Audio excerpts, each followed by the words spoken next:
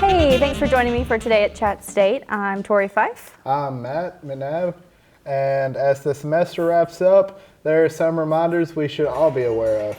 Final exam technically begin April the 30th, so be sure to get started studying soon. The Tennessee Promise Service community service deadline is rapidly approaching. It's May the 1st. Make sure you get your hours in. And lastly, your official grades for the semester will be available at the latest Monday, May the 16th. Congratulations to all those graduating this year. The commencement ceremony will be held at the Memorial Auditorium Saturday, May the 7th at 10 a.m.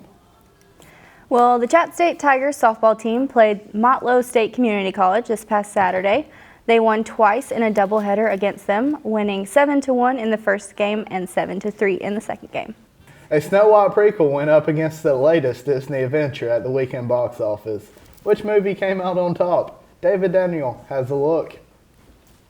The top 5 begins with The Boss, which made $6.1 million to push its domestic total close to $50 million. Zootopia is up to $316 million at North American theaters. $6.6 million gave it 4th place for the weekend. Barbershop, The Next Cut, spent its sophomore weekend in 3rd place, earning $10.8 million. Leave my children alone.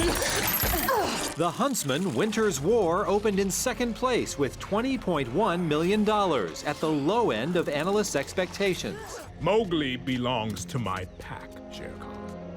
Mowgli? They've given it a name.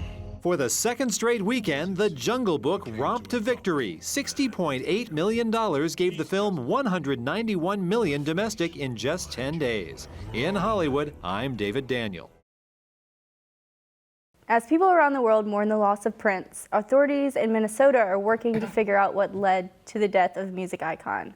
A man who made several guitars for Prince, including his Purple Rain guitar, is talking about working with the artist.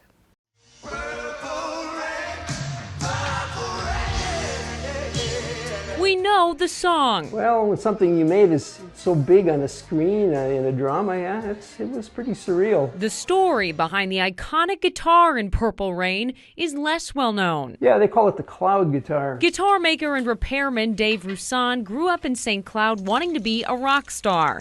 But when he got a guitar at 14, he was more interested in tinkering than talent. And I couldn't find anybody really that was good at helping me to make it better. Dave started building guitars at a music shop in Uptown. It's where he would have his first encounter with Prince. He came over, and I remember one day he picked up a guitar, he put it on, and he just tapped notes with his left hand as he played a harmony line on a keyboard at the same time. And I remember thinking, this is pretty special. A few years later, Prince came back, asking for a custom guitar for a new movie called Purple Rain. Dave was asked to build it with a few instructions from Prince. I wanted it to be white.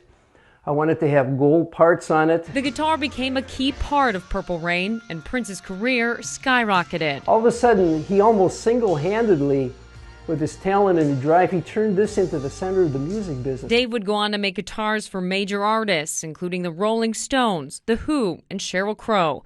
While he never became a rock star, he helped make the music for other stars of rock. He had everything, the talent, determination, and a plan that he just was able to implement perfectly. Well, thanks for joining us today at ChattState. I'm Matt. I'm Tori. Be sure to check us out each week online and on Comcast at Cable 3. Have a great day.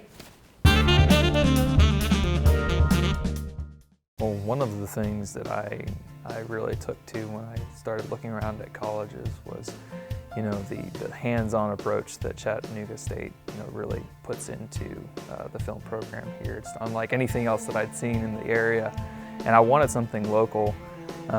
So I looked at UTC, I looked at other universities, and I came here, and it's all hands-on, it's practical.